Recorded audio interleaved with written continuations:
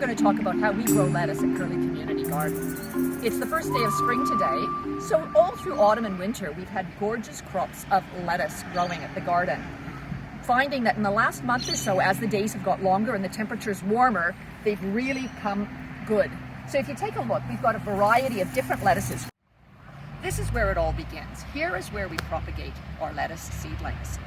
When we started the garden, we had a hard time propagating lettuce by ourselves, so we often ended up buying these little plugs from a nursery.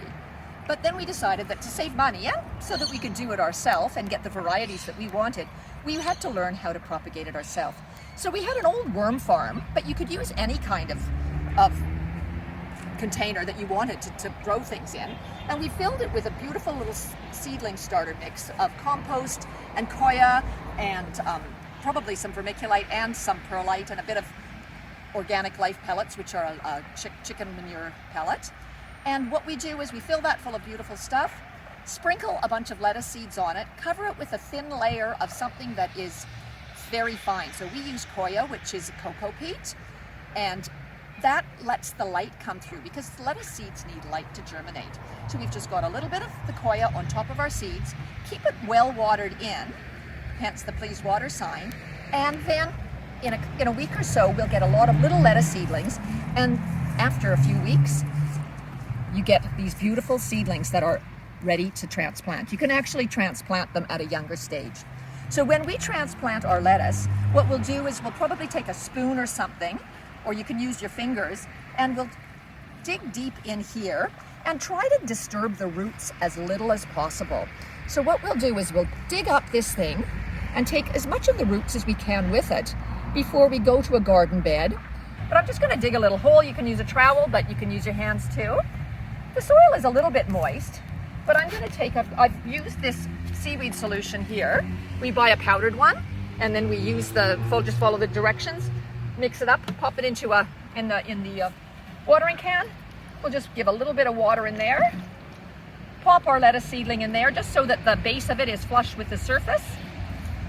Put the soil back in and give it another water in with the seaweed solution, and then wait for it to grow. We usually grow leafy lettuces rather than lettuces that bulb. There's several reasons for this. The bulbing type of lettuces are harder to share, and we're a community garden, and so we like to share the produce between all of our members. But the bigger reason is that when we use the leafy varieties, we can do a method of harvesting called cut and come back. Now, some people, when they say cut and come back, they mean that they cut off the outside leaves and then the plant keeps on growing.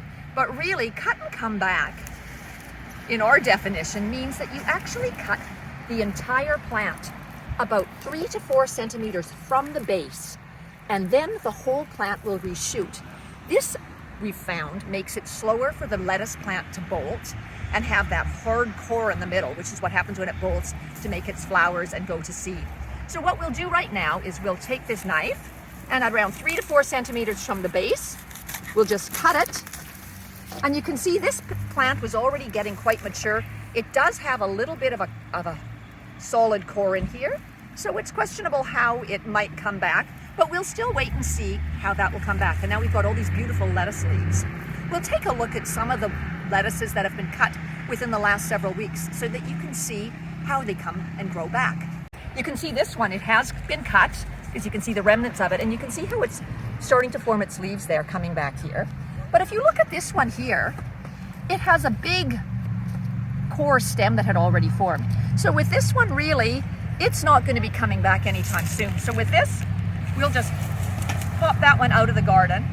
Okay, let's just take a look at a few other examples of some good comebacks and a few others that are really a bit ready to be pulled out. So here's a lovely mottled looking lettuce that we've got that you can see how it's been cut here and it's coming back beautifully on the top.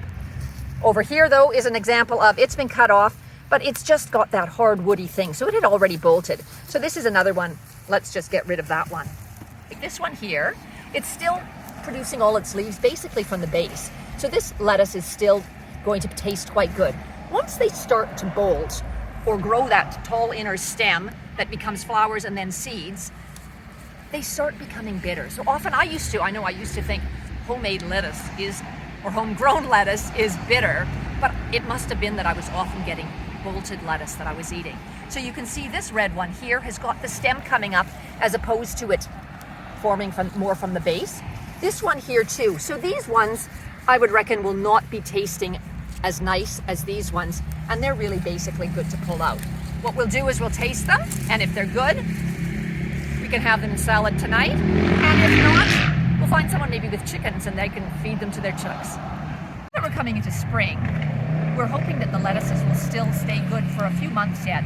However, in Australia, in summer, it's often too hot, and the hotter it is, the more stressed the plants get, and so you're going to find that they bolt. We are going to try to find a few places that are more shady, and even put some shade cloths on top of things, or grow them between some plants. You might have some taller tomatoes on the outside and pop your lettuces inside so that they don't get that intense heat from the sun, or a cucumber growing on top of it, something like that, so that we're hoping that we'll be able to prolong our lettuce growing season.